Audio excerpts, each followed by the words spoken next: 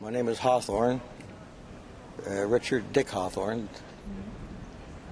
I'm from actually Verdun, Quebec, and I started my career with the Air Force way back in 1941 when I just turned 18 years old.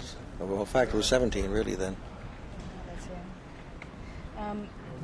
Okay, so could you tell me what happened within 5 minutes before you were bombed, or shot down? I mean, or were you in fact shot down? Yes, we were. Okay. Okay, it was Christmas Eve 1944. We weren't supposed to fly on that day, and the Royal Air Force, we only flew at night. The Americans flew during the day, and Christmas Eve was something special. The officers entertained the ground crew. This was a peculiar British tradition. And on the morning, we got a call to be on operations for that afternoon. It was quite a shock just to think about why we're in the afternoon, but there were 3 German aerodromes which were playing heck with the army, and they wanted them wiped out. So we took off shortly after 12 o'clock, and it was a beautiful day, just like this, not a cloud in the sky. And we got to the Ruhr Valley, and the sky was black with flak, anti-aircraft. And we were at 25,000 feet, and we were hit. And it was just a matter of getting out as fast as we can. The aircraft was on fire, and everything was happening, and the escape hatch up in front was underneath my seat, the navigation seat. So as fast as I could get out would depend on how fast the others could get out. So all that training we had in abandoning the aircraft just suddenly kicked in, and I did everything right, I guess. I took the chute, it was a chest chute, put it on the harness, opened the trap door, just sat back and slipped out. Here I was, 25,000 feet over Germany, and on a beautiful Christmas Eve afternoon. And out you went. Yeah.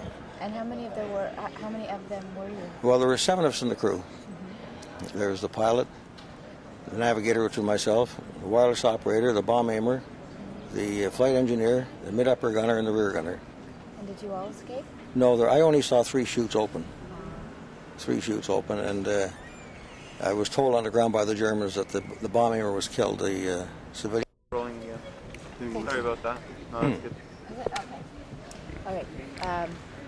So I was asking you about you escaping.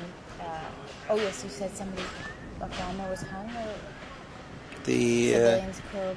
Oh yes, yeah. Germany. When I came down, I couldn't believe what I saw, although we knew it.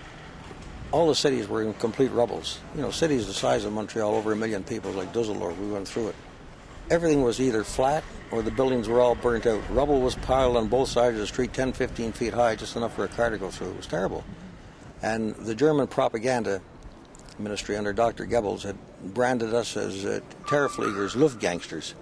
You know, people who had been taken out of prisons under sentence of death, and we could do this to get out of prison. And of course, the civilian population, you know, we were just that, terrorists.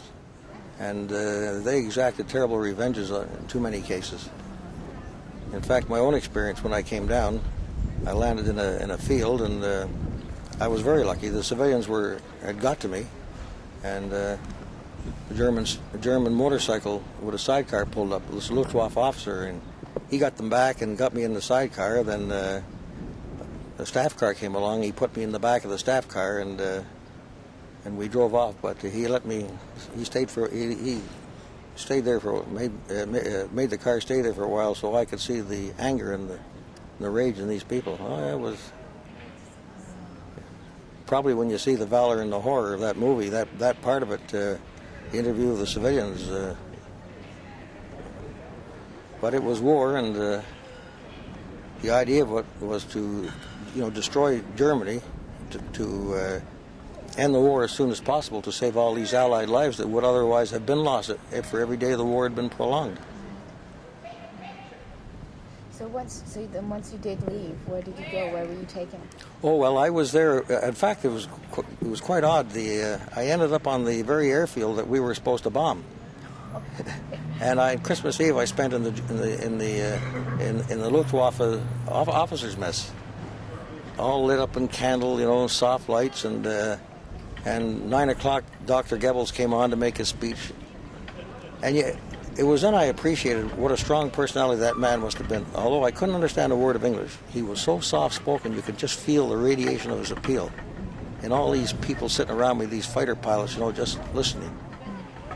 And that's how I spent Christmas Eve until the air raid alarms went off. And everybody rushes down, including me. They rushed me downstairs into the air raid shelter. And I looked around at all these fellas and I said, hey, you're fighter pilots. What are you doing down there? You're supposed to be up above. We could hear the formations of bombers come over.